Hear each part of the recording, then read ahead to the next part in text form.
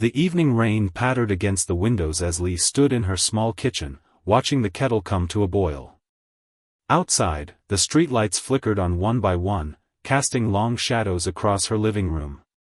It had been a long day at the hospital where she worked as a nurse, and all she wanted now was a cup of tea and maybe a few episodes of that cooking show she'd been meaning to catch up on.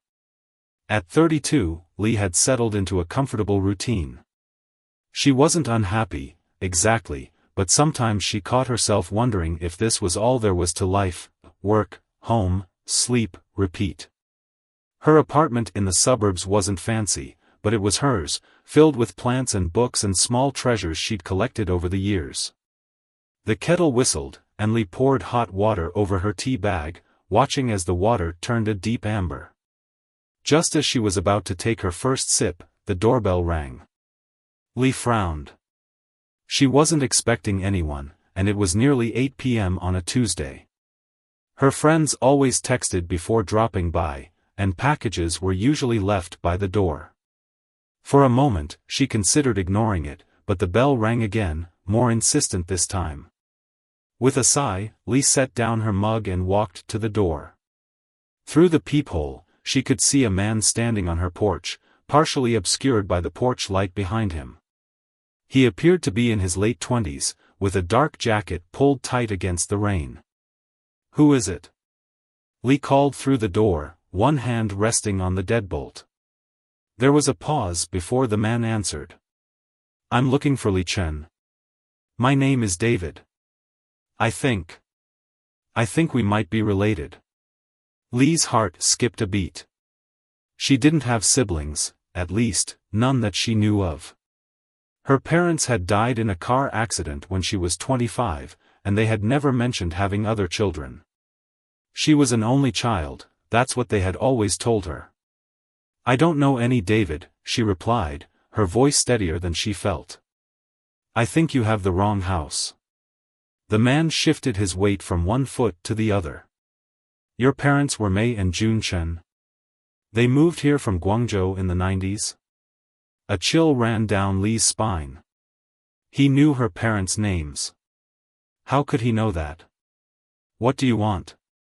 Lee asked, her hand still firmly on the deadbolt. "Look, I know this is weird," David said, running a hand through his damp hair. "But I've been looking for you for a long time. I have documents, photos. Things I think you should see. I think I'm your brother." Lee's mind raced. A brother? It wasn't possible. Her parents would have told her. Wouldn't they? But then again, there were those hushed conversations that would stop when she entered a room, and that photo album her mother had snatched away when Lee had found it in the attic as a teenager. "Please," David continued, and Lee didn't respond. "Just 5 minutes of your time. Then if you want me to leave, I will." Against her better judgment, Lee unlocked the door but kept the chain in place. She opened it just enough to get a better look at him. The resemblance wasn't immediately obvious, his features were sharper than hers, his build taller and leaner. But there was something about his eyes that gave her pause. They were her mother's eyes.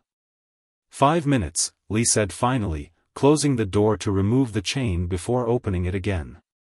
"But we talk out here on the porch." David nodded and stepped back as Lee came outside, pulling the door mostly closed behind her. The porch light illuminated him better now. He was soaked from the rain, his dark hair plastered to his forehead. In his hands, he clutched a manila envelope that was spotted with water droplets. "I don't know where to start," he said, his voice quiet beneath the sound of the rain. "I was born in 1992, in Guangzhou. I was given up for adoption when I was a baby. My adoptive parents were Americans working in China. They brought me back to the States when I was 3. Lee crossed her arms, more to steady herself than out of hostility. "My parents never mentioned having another child." "I didn't think they would have," David replied, a hint of sadness in his voice. "From what I've pieced together, they were very young when they had me. Not married yet. It wasn't accepted." He opened the manila envelope and carefully extracted a photograph protected in a plastic sleeve. He handed it to Lee. In the dim porch light, she could make out a much younger version of her mother, holding a baby wrapped in a blue blanket. Her mother looked scared, her smile forced. It was definitely her mother. Lee would recognize that face anywhere. "Where did you get this?" Lee asked, her voice barely audible over the rain now drumming harder on the porch roof. "My adoption file. I started looking into my birth parents when I was in college. It took years, but I finally got access to my records last year." He pulled out another document, this one a birth certificate with her mother's name listed under Mother. Lee handed back the photo, her hands trembling slightly. "This doesn't prove you're my brother. Just that my mother had a baby before me." David nodded. "I know. That's why I brought this too." He reached back into the envelope and pulled out one more item, a DNA test result. "I found some distant relatives through one of those ancestry websites. They mentioned you, said you were still living in the area. I didn't approach you right away. It felt too invasive. But I've been thinking about it for months, and I finally decided that maybe you'd want to know. Maybe you'd be curious too." Lee took the paper, scanning the results. The technical language was hard to parse in the dim light, but the conclusion was clear enough: 99.7% probability of sibling match, based on shared genetic markers with relatives in the database. She handed it back to him, her mind whirling. If this was true, and she wasn't ready to fully believe it yet, then her parents had kept a massive secret from her for her entire life. A brother. An entire person who shared her blood, her heritage. "Why now?" Lee asked. "Why come looking for me at all?" David carefully returned the documents to the envelope. "I don't have any family left. My adoptive parents died a few years ago, Dad from cancer, Mom in a boating accident the following year. I have no siblings, well, except maybe you. And I wanted to know where I came from. Who I am." The rain had begun to let up, turning from a downpour to a gentle mist. Lee watched as a car drove slowly down the street, its headlights illuminating David's face for a moment. He looked tired, nervous, and somehow familiar in a way she couldn't quite place. "I'm not asking for anything," David continued. "I just thought you should know. And maybe, if you wanted, we could talk sometimes. Get to know each other." Lee didn't know what to say. Part of her wanted to slam the door, to pretend this stranger had never shown up and disrupted her carefully ordered life.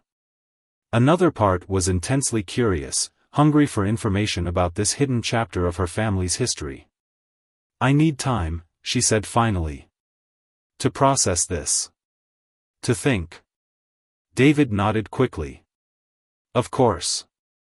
I understand." He reached into his pocket and pulled out a business card, offering it to her. "My number and email. If you ever want to talk, or if you have questions, you can reach me anytime." Lee took the card, noting the simple design, David Lynn, graphic designer, with contact information beneath. So he had kept his adoptive parents' surname. "I'll think about it," she said, already turning back toward her door. "Good night, David." "Good night, Lee," he replied softly. As she went back inside and closed the door behind her, Lee leaned against it, listening to David's footsteps as he walked away. Her tea sat forgotten on the counter, now cold. She looked down at the business card in her hand, trying to reconcile the past she thought she knew with this new reality that had just appeared on her doorstep. Was he really her brother? And if he was, what other secrets had her parents kept from her? Lee had always believed her family was an open book, simple, straightforward. Now she wondered how many pages had been kept hidden from her all these years. She placed the business card on her kitchen counter and stared at it, as if it might offer some answers on its own. But the only sound in the apartment was the fading patter of rain and the ticking of the clock on the wall, counting down the seconds in a life that suddenly felt like it belonged to someone else. Lee barely slept that night. David's business card sat on her nightstand where she had moved it, and she found herself staring at it in the darkness. Every time she closed her eyes, she saw that photograph of her mother holding a baby that wasn't her. Morning came with weak sunlight filtering through her blinds. Lee called in sick to work for the first time in 2 years.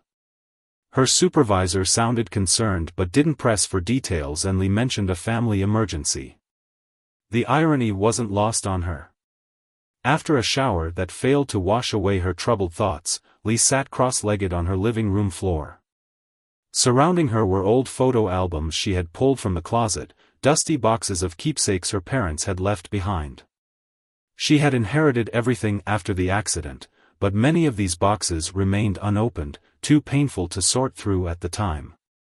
"What else didn't I know?" she whispered to the empty room as she carefully opened the first album. The photos were organized chronologically, beginning with her parents' wedding. Lee had seen these images countless times growing up, her mother in a simple white dress, her father beaming with pride. According to the date on the back, they had married in 1993. If David was born in 1992, that timeline matched his story. Lee continued turning pages, studying each photo with new eyes. Her parents as newlyweds in their first apartment. Her father's graduation from engineering school. Their first house. And then, Lee as a baby, born in 1997. 5 years after David. What struck her now wasn't just the photos themselves but the careful organization. There were no gaps, no missing years that might suggest another child. It was as if her parents had meticulously crafted a narrative that excluded any hint of David's existence. By midday, Lee had gone through 3 albums and 2 boxes without finding anything conclusive. No hidden photos of a baby boy, no documents mentioning another child. She was about to give up when she noticed something odd about the back cover of the oldest album. The lining paper seemed thicker in one corner. Carefully, Lee peeled back the paper to reveal a hidden pocket. Inside was a folded piece of paper, yellowed with age. Her hands trembling slightly, she unfolded it to find a letter written in her mother's elegant Chinese characters. Lee's Mandarin reading skills were rusty. Her parents had wanted her to assimilate, to be American, but she could still make out most of it. "My dearest son," the letter began. "By the time you read this, if you ever do, you will be a man grown. I hope your life has been filled with joy and love." Lee's vision blurred with tears as she struggled through the rest of the letter. Her mother wrote of impossible choices made by young, frightened parents. Of dreams they had for a child they couldn't keep. Of hopes that someday, somehow, they might be forgiven. The letter ended with, "Your father and I will always carry you in our hearts. Your sister does not know of you yet. Perhaps someday, when she is older, we will find the courage to tell her. Until then, we keep your memory alive in secret." Lee sat motionless, the letter clutched in her hands, as sunlight shifted across the room. Her parents had intended to tell her someday. But someday never came. The accident had taken them before they found their courage. After making herself a cup of strong tea, Lee finally picked up her phone and David's card. Her finger hovered over the keypad for a long moment before she dialed. "Hello?" David's voice sounded cautious, hopeful. "It's Lee," she said. "Can we meet somewhere to talk?" They agreed on a coffee shop downtown, neutral ground. Lee arrived early, choosing a quiet corner table where she could see the door. When David walked in, she noticed details she had missed in the dim porch light. The way he walked with his shoulders slightly hunched, just like her father. The way he scanned the room, his eyes moving left to right, a habit she recognized from her own reflection. "Thanks for calling," David said as he slid into the seat across from her. He had brought the manila envelope again but left it on the table between them, unopened. "I found a letter," Lee said without preamble. "From my mother." Our mother. David's eyes widened slightly. What did it say? That they always remembered you. That they wanted to tell me about you someday. Lee wrapped her hands around her coffee mug, drawing warmth from it. Why didn't they ever look for you? David shook his head. From what I've learned about international adoptions in the 90s, once the papers were signed, birth parents often had no way to find their children again. The system wasn't designed for reunions. They sat in silence for a moment, the ambient noise of the coffee shop filling the space between them. Tell me about your life, Lee finally said. Who raised you? What was your childhood like? David's face softened as he spoke of his adoptive parents, kind, loving people who had been open about his adoption from the beginning. They had tried to connect him to his Chinese heritage through language classes and cultural events, though he admitted he never felt fully part of either world. I was always searching for something, he said, stirring his untouched coffee. A sense of belonging, I guess. My parents understood that, supported it. They sound like good people, Lee said. They were. A shadow crossed his face. Losing them both so close together was hard. Lee nodded, understanding grief in a way that bound them together beyond blood. My parents, our parents, died in a car accident 7 years ago. I know, David said softly. That's part of why I waited so long to contact you. I didn't want to add to your pain. As they continued talking, the initial awkwardness gradually gave way to a tentative connection. David showed Lee photos of his adoptive parents, his college graduation, his small graphic design studio. Lee shared stories of their birth parents, how their father loved fishing but was terrible at it, how their mother could fold dumplings faster than anyone she'd ever seen. Hours passed, marked only by empty coffee cups and the shifting light outside the windows. They discovered shared traits, a dislike of cilantro, a tendency to get lost in thought, the same unexpected laugh that bubbled up from nowhere. I have our mother's jewelry box, Lee said as the conversation wound down. And some of Dad's things. Would you like to see them sometime? David smiled, the first genuine smile she'd seen from him. I'd like that very much. As they stood to leave, Lee hesitated before awkwardly extending her hand. David looked at it for a moment, then gently took it in his. I'm not saying I'm ready to call you brother, Lee said carefully. But I think I'd like to get to know you better. That's all I hoped for, David replied, his voice thick with emotion. They walked out of the coffee shop together, not as strangers anymore but not quite family either. Something in between, a possibility, a potential bond waiting to be explored. As they parted ways on the sidewalk, Lee found herself looking back over her shoulder, watching David's retreating figure and wondering what her parents would think if they could see them now. Perhaps, she thought, they were watching somehow, finally seeing the reunion they had never found the courage to create themselves. 2 weeks passed since Lee and David's coffee shop meeting. They had exchanged a few text messages, tentative and polite, but hadn't seen each other in person again. Lee found herself thinking about her newly discovered brother at odd moments, while charting at work, cooking dinner, or lying awake at night. The shock was wearing off, replaced by a burning curiosity about this person who shared her blood but none of her memories. On Friday afternoon, Lee's phone buzzed with a text from David, found some old photos from my childhood. Thought you might want to see them. Free this weekend? Lee stared at the message for several minutes before replying, Sunday afternoon? You could come to my place around 2. The invitation to her home felt significant, a boundary being carefully lowered. When Sunday arrived, Lee spent the morning cleaning her already tidy apartment and preparing a simple lunch, nothing fancy, just some dumplings she had learned to make from her mother, a skill passed down without either of them knowing there was another child who should have shared in that tradition. At precisely 2 p.m., the doorbell rang. This time, when Lee opened the door, she felt a strange mix of nervousness and anticipation rather than suspicion. I brought dessert, David said, holding up a small bakery box alongside a photo album.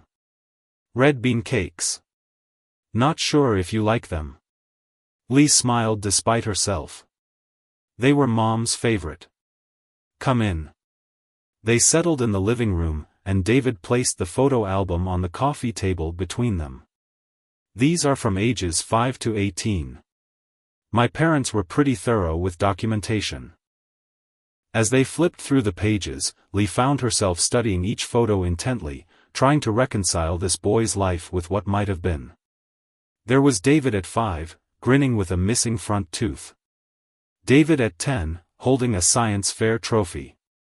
David as a teenager, awkward and lanky in a high school band uniform. You played trumpet? Lee asked, pointing to the instrument in the photo. David nodded. For 6 years. I wasn't very good, but I enjoyed it. I played piano for a while, Lee said. Mom insisted. Dad used to cover his ears and pretend I was torturing him. They both laughed, and something in the shared moment felt right, as if they were uncovering a connection that had always been there, waiting to be acknowledged.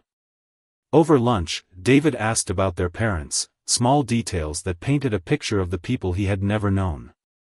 How did their father take his tea? What made their mother laugh? Did they argue often?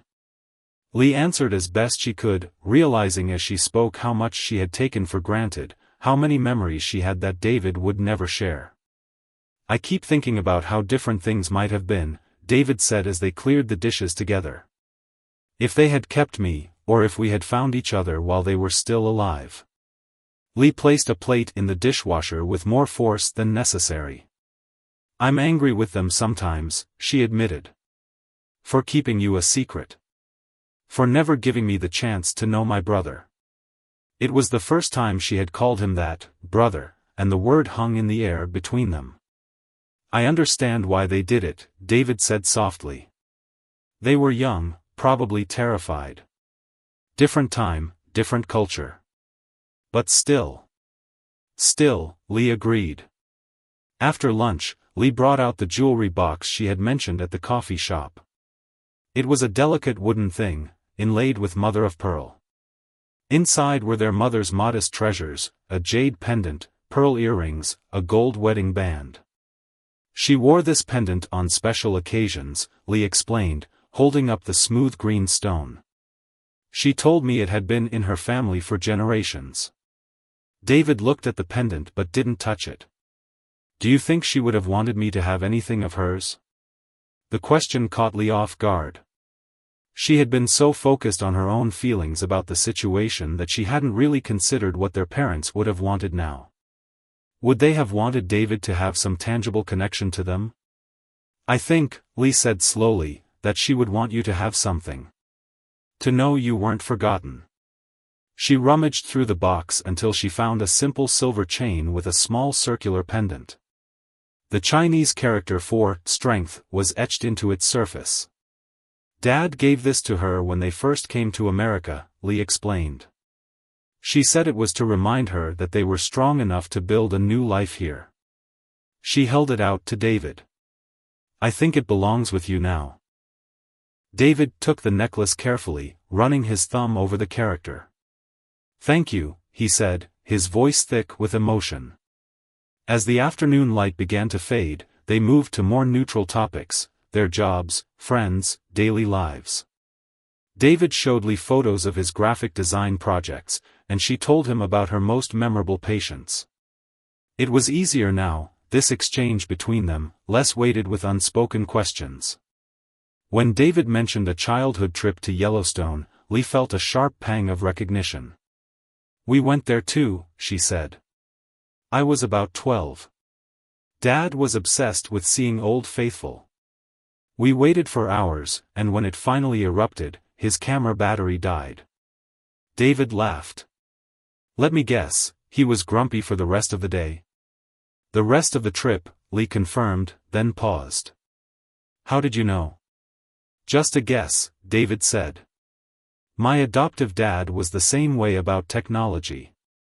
One failed gadget could ruin his mood for days. The similarity struck them both, this shared trait across different fathers, different lives. As evening approached, David gathered his things to leave. At the door, he turned back to Lee. I was thinking about visiting their grave next weekend. Would you want to come with me? The request was significant, an acknowledgement of their shared connection to the past, a step toward building something in the present. I'd like that, Lee said. I haven't been in a while. I should bring fresh flowers. After David left, Lee stood in her apartment, which somehow felt different now. The spaces that had once felt empty after her parents' death now seemed filled with new possibilities, new connections. She picked up a framed photo of her parents from the shelf, their 20th anniversary, both smiling broadly at the camera. You should have told me, she whispered to their frozen smiles. But I think I understand why you couldn't. That night, as Lee prepared for bed, her phone buzzed with a text from David, "Thank you for today. And for the necklace. It means more than I can say." Lee typed her reply carefully, "You're welcome. Family heirlooms should stay in the family." She sent the message, then added another before she could change her mind, "See you next weekend, brother." The word felt less strange now, more like a truth she was slowly coming to accept, not just with her mind, but with her heart. The cemetery was quiet that Saturday morning, with only a few other visitors placing flowers or standing in silent reflection beside gravestones. Lee had been here many times since the accident, but today felt different. Today she wasn't alone. David walked beside her, carrying a bouquet of white chrysanthemums he had brought. Lee held yellow daisies, her mother's favorite. They didn't speak much as they made their way along the winding path, their footsteps crunching on the gravel. "It's just up ahead," Lee said finally, pointing to a simple gray headstone beneath a maple tree. Her parents had wanted to be buried together, their names etched side by side on the same stone, Chen Jun and Chen Mei, beloved husband and wife. As they approached, Lee noticed David slowing his pace, his expression growing uncertain. "Are you okay?" she asked. He nodded, but his knuckles were white around the flower stems. "It's just, more real now, somehow. Seeing their names." Lee understood. For David, their parents had been abstract concepts, faces in photographs, characters in stories. The headstone made them concrete, real people who had lived and died, who had made the decision to give him away. They stood together before the grave, and Lee watched as David carefully placed his chrysanthemums beside her daisies. For a long moment, neither spoke. What was there to say to parents who couldn't hear them? To parents who had kept secrets that were only now coming to light? "I used to talk to them," Lee said eventually, breaking the silence. "After the accident. I'd come here and tell them about my week, my job, whatever was happening.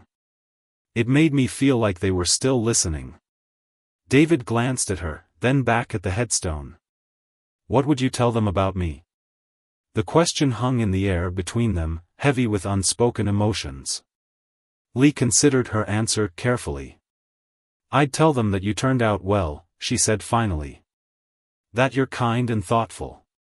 That your parents, your adoptive parents, must have loved you very much." She paused. "And I'd tell them I'm angry they never told me about you, but I'm trying to understand."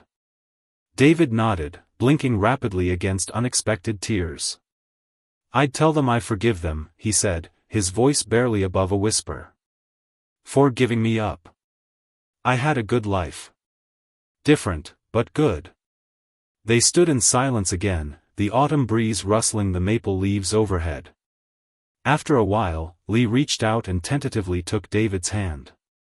His fingers closed around hers, and they remained that way for several minutes, connected in their shared grief and discovery. Later, they found a small cafe near the cemetery. Over warm drinks, the conversation shifted to lighter topics: David's upcoming design project, Lee's search for a new apartment with more space. Normal, everyday concerns that siblings might discuss on any Saturday afternoon. "I've been thinking," David said, turning his coffee cup between his hands. Would you want to meet my aunt? My adoptive mother's sister. She lives about an hour from here, and she's the only family I have left. She's been asking about you since I told her we'd connected. The invitation caught Lee by surprise. It hadn't occurred to her that David would have an extended adoptive family, people who had known him his entire life, who had shaped who he became. She's great, David continued, mistaking Lee's hesitation for reluctance. She has all these embarrassing stories about me as a kid. And she makes these incredible dumplings, not authentic Chinese, more like Polish pierogi, but still amazing. Lee smiled at his enthusiasm. I'd like that. Meeting your family. The word felt important, acknowledging that blood wasn't the only thing that made people connected. Great. Maybe next weekend? I usually visit her on Sundays. As they left the cafe, Lee mentioned the box of their father's things she had promised to show David. It's mostly small stuff, his watch, some books, his favorite teacup. But they're things he touched, used every day. I'd like to see them, David said. Actually, there's something I've been meaning to ask you. Do you have any recordings of them? Their voices? Lee hadn't expected the question, but it made perfect sense. David had never heard their parents speak, laugh, argue, or sing. He knew their faces from photos but had no idea what they sounded like. There might be some old videos, Lee said, thinking of the dusty camcorder tape stored in her closet. From birthdays, holidays. Dad was always filming everything. She hesitated. Would you want to watch them together? I haven't looked at them since before the accident. Only if you're comfortable, David said. I know it might be hard. Lee nodded, recognizing both the difficulty and the potential healing in revisiting those memories, not just for David's sake, but for her own. They made plans to meet at Lee's apartment the following evening to look through the videos. As they parted ways in the parking lot, their goodbye was less awkward than before, a brief hug that felt almost natural, almost familiar. That night, Lee found herself digging through the closet for the box of videotapes. There were dozens of them, each labeled in her father's neat handwriting: Lee's 10th birthday, Christmas 2005, summer picnic at River Park. She wondered what David would see in these frozen moments of a family he should have been part of. Would he recognize himself in their father's laugh or their mother's gestures? As she sorted through the tapes, Lee came across one labeled simply, "For later." Curious, she put it aside, wondering what it contained. She would find out tomorrow, with David. Sunday evening arrived with a nervous energy. Lee had spent the day cleaning again, though her apartment hardly needed it, and preparing a simple dinner. When David arrived, he brought a bottle of wine and a small framed photograph, a recent one of himself standing beside his graphic design studio's sign. For your collection, he explained, handing it to her. If you want it, that is. Lee took the photo, touched by the gesture. Of course I want it. She placed it on the shelf beside her other family photos, where it looked both out of place and exactly right. After dinner, they settled in the living room where Lee had set up the old TV and VCR. I had to buy an adapter to make this work, she admitted. Everything's digital now. Technology moves on, but memories stay the same, David said, then grinned sheepishly. Sorry, that sounded less cheesy in my head. Lee laughed as she inserted the first tape, a Lunar New Year celebration from when she was about 8. The video was grainy, the colors slightly faded, but their parents came alive on the screen. Their father moved the camera between guests before their mother insisted he hand it over so he could be in some shots too. David leaned forward, watching intently as their parents spoke, moved, existed in time and space. His voice is deeper than I expected, he said softly when their father made a joke to the camera. They watched several tapes, laughing at fashion choices and cringing at Lee's childhood performances. In each video, Lee saw her family through new eyes, not just her own memories, but as the family David never knew. Finally, she reached for the tape labeled "For Later" and held it up. I found this yesterday. I'm not sure what's on it. David nodded. Only one way to find out. Lee inserted the tape and pressed play, neither of them prepared for what came next. The screen flickered, then stabilized to show their father sitting alone in what looked like his study. Lee recognized the old leather chair, the bookshelf filled with engineering manuals and history books. Her father looked younger than in her most recent memories but older than in the earlier family videos, perhaps in his late 40s. He adjusted the camera, cleared his throat, and began to speak. If you're watching this, Lee, then you're ready to know something your mother and I have kept from you. He paused, rubbing his hands together nervously. Or perhaps we're gone, and you found this while sorting through our things. Lee's breath caught. Beside her, David sat perfectly still, his eyes fixed on the screen. Before you were born, when your mother and I were still in China and not yet married, we had a son. Their father's voice was steady but tinged with sadness. We named him Chen Wei, though his adoptive parents likely gave him another name. David's hand moved unconsciously to the silver pendant around his neck, the one Lee had given him with the character for strength. On screen, their father continued. We were young and afraid. My parents threatened to disown me if I married a pregnant girl with no family connections. May's parents had already passed away, and she had no support system. We were told that giving him up was the only way we could have a future. Lee felt tears welling in her eyes. She had never seen her proud, confident father look so vulnerable. It was the hardest decision of our lives, he said. We came to America hoping to start fresh, but we never forgot him. Every year on his birthday, your mother lights an incense stick and says a prayer for his health and happiness. Their father looked directly into the camera now, his expression earnest. We've wanted to tell you about your brother for many years, Lee. But the longer we waited, the harder it became. How do you tell your child that they have a sibling they've never met? That we gave up a child before we had you?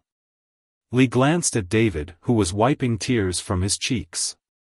She reached out and took his hand, holding it tightly as their father spoke. I've made inquiries over the years, trying to find information about where he ended up. But international adoptions in the 90s were complicated, and the records were sealed. All we know is that he went to an American family. Their father sighed deeply. If someday he finds you, or you find him, please tell him that we never wanted to let him go. Tell him we thought of him every day. And tell him that his mother kept the hospital bracelet they put on his tiny wrist, tucked inside her jewelry box all these years. Lee gasped softly. The jewelry box, she had never noticed a hospital bracelet inside it. Had her mother hidden it away before passing it down?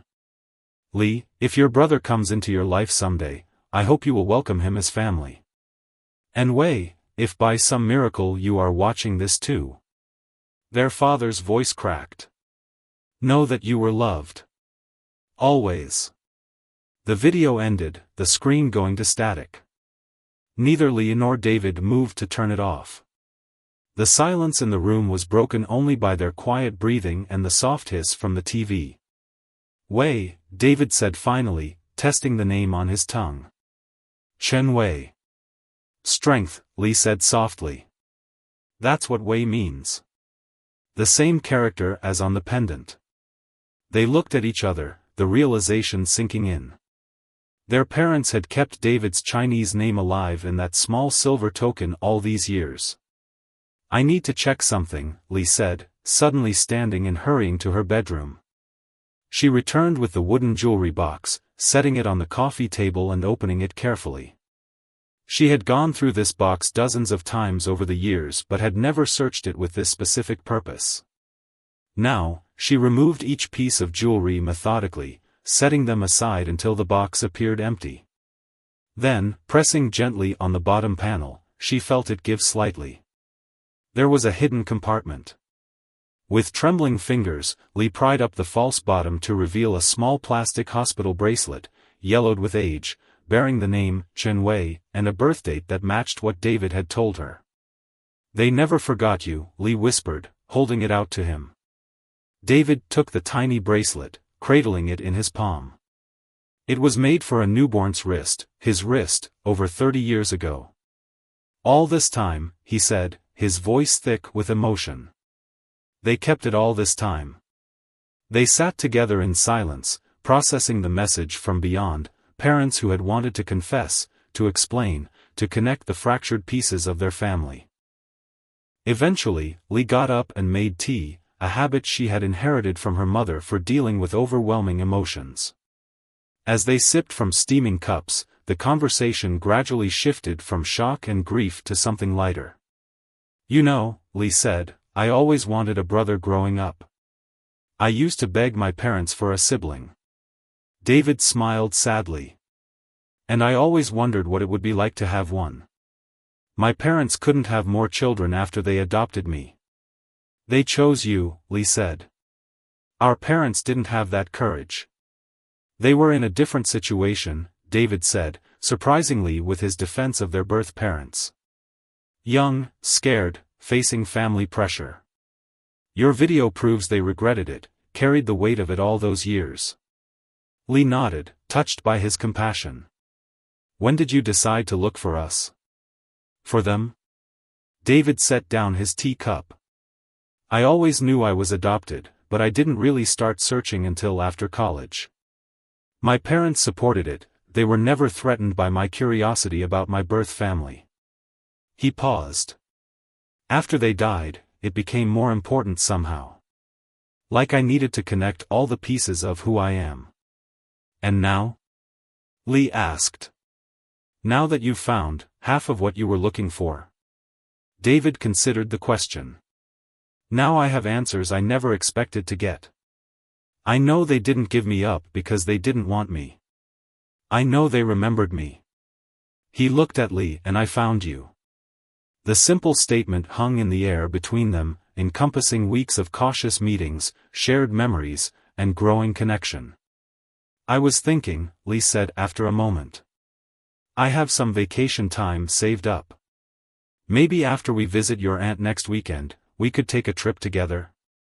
See some of the places our parents took me as a kid? Like a family road trip? David asked, a smile spreading across his face. Exactly like that, Lee confirmed. Except with better music than Dad used to play. They both laughed, and Lee felt something settle inside her, a piece of her history finally clicking into place. Later that night, after David had gone home, Lee carefully rewound the tape and placed it in a new, clearly labeled case.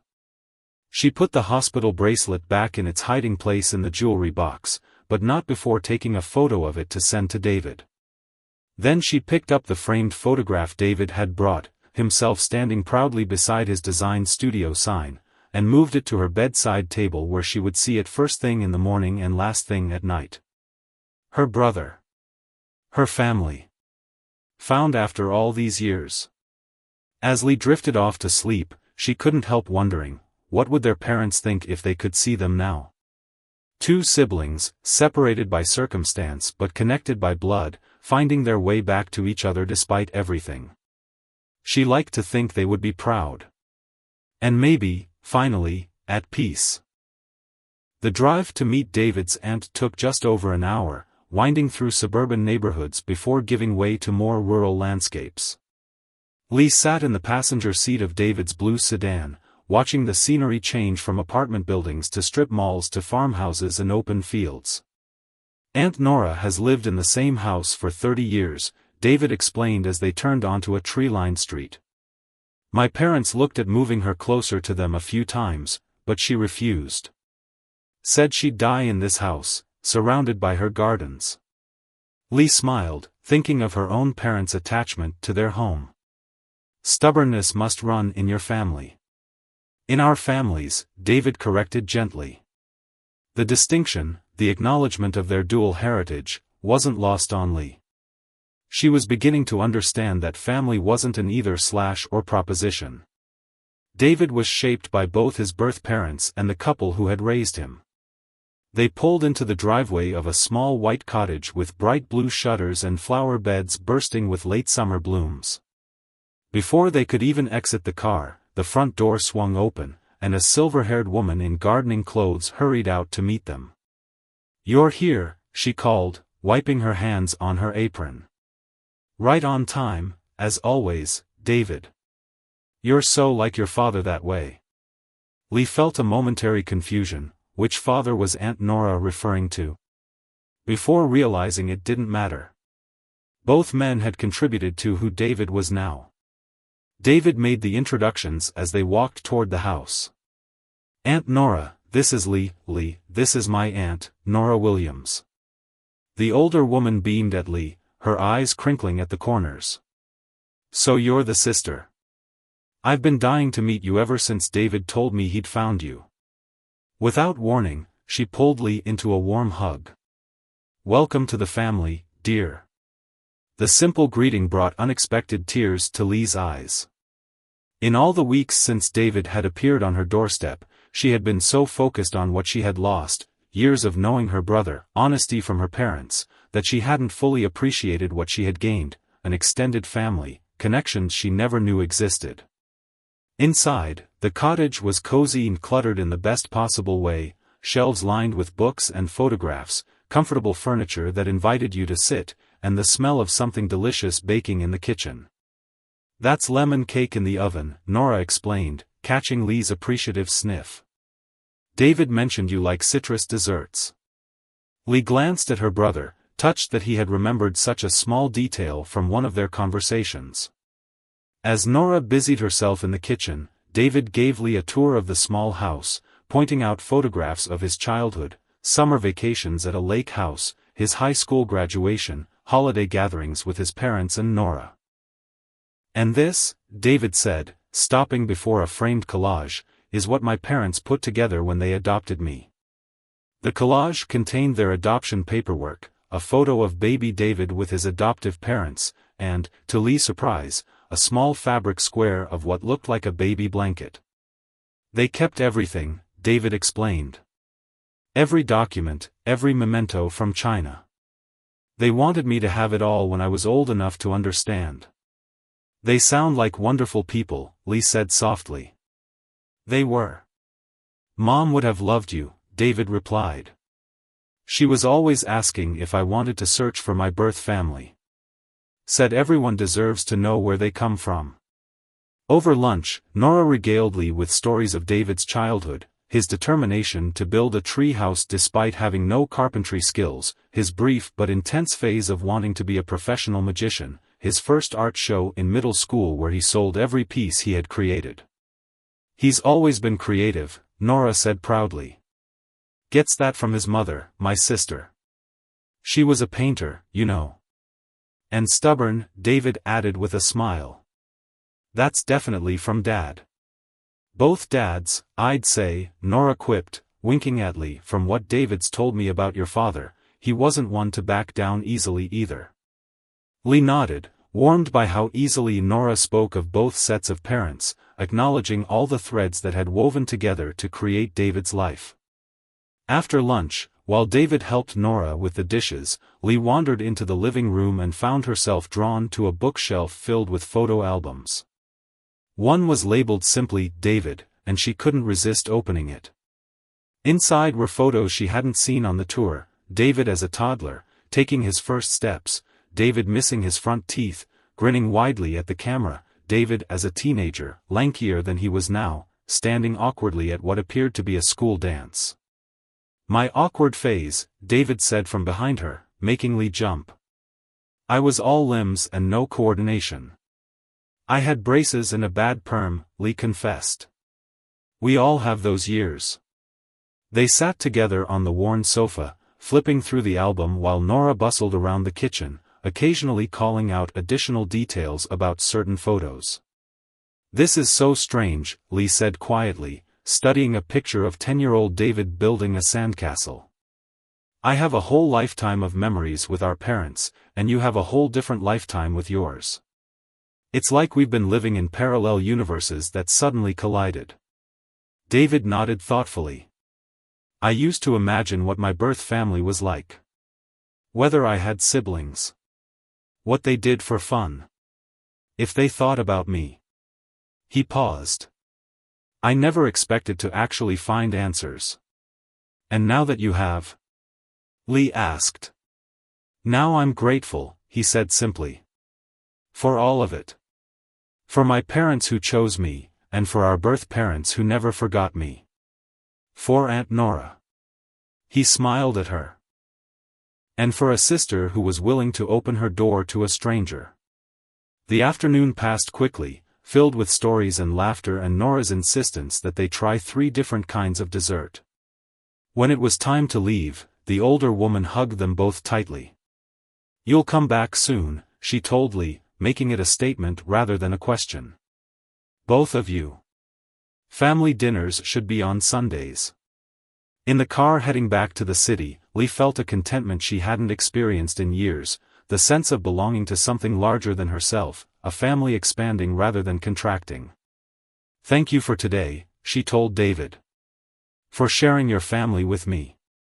Our family now, he corrected with a smile. Aunt Nora has officially adopted you too. No escaping her Sunday dinners. They drove in comfortable silence for a while, the sunset painting the sky in brilliant oranges and pinks. Lee thought about the road trip they had planned for the following weekend, retracing childhood vacations, creating new memories to stand alongside the old ones. You know, she said suddenly, I've been thinking about our parents' video message. About Dad saying they tried to find information about you over the years. David glanced at her curiously. What about it? It made me wonder if there might be more, letters they wrote but never sent, records of their search. Maybe in the attic at their house. She hesitated. Our house, I mean. I've been renting it out since the accident, but the tenants are moving out next month. You kept the house? David asked, surprised. Lee nodded. I couldn't bring myself to sell it. Too many memories. She turned to look at him. Would you want to go through it together? Once it's empty? The question represented more than just sorting through old belongings. It was an invitation to step fully into each other's lives, to claim their shared history. I'd like that, David said softly. As the city skyline came into view, Lee found herself thinking about the strange, winding path that had led them here, from a rainy night and a doorbell ring to planning a future together as siblings. If David hadn't found the courage to knock on her door that night, if she hadn't reluctantly let him in, if they hadn't both been willing to push past initial doubts and suspicions. What are you thinking about? David asked, noticing her contemplative expression. Just how easily this might never have happened, Lee admitted. How many things had to go right for us to find each other? David nodded, understanding without further explanation. I'm glad I knocked, he said simply. I'm glad I answered, Lee replied. As they drove back into the city, toward their separate apartments that somehow felt less like homes and more like temporary stopping places now, Lee realized that the stranger who had shown up at her door wasn't a stranger anymore. He was family, as real and solid as the parents they had lost, as the memories they had shared, as the future they were beginning to build together. 1 month later, Lee stood on the sidewalk in front of her childhood home, keys in hand. The moving truck had just pulled away, taking her tenants' belongings to their new house in the suburbs. Now the 2-story colonial with its faded blue paint and well-tended garden sat empty, waiting. David pulled up in his car and parked behind Lee's. They had planned this day carefully, a weekend dedicated to sorting through the house, looking for any additional traces of their shared history. Ready? David asked as he approached, carrying 2 cups of coffee from the cafe down the street. Lee accepted one gratefully. As ready as I'll ever be. I haven't really gone through everything since the accident. Just packed up what I needed for my apartment and left the rest. The key turned smoothly in the lock, and they stepped into the foyer. The house smelled faintly of lemon cleaner from the tenant's final cleaning, but underneath was the familiar scent that Lee associated with home, old books, her mother's dried flower arrangements, the lingering ghost of decades of home-cooked meals. "This is strange," David said softly, looking around at the family photos still hanging on the walls, the furniture that had been there since their parents purchased the house 20 years ago. Lee nodded, understanding. For her, this place was filled with memories: homework at the kitchen table, movie nights in the living room, holiday celebrations, and ordinary Tuesdays. For David, it was a glimpse into a life he might have had, a parallel universe where their parents had made different choices. "Mom's study is upstairs," Lee said. "That's probably where we should start. Dad's video mentioned he'd been making inquiries about you over the years.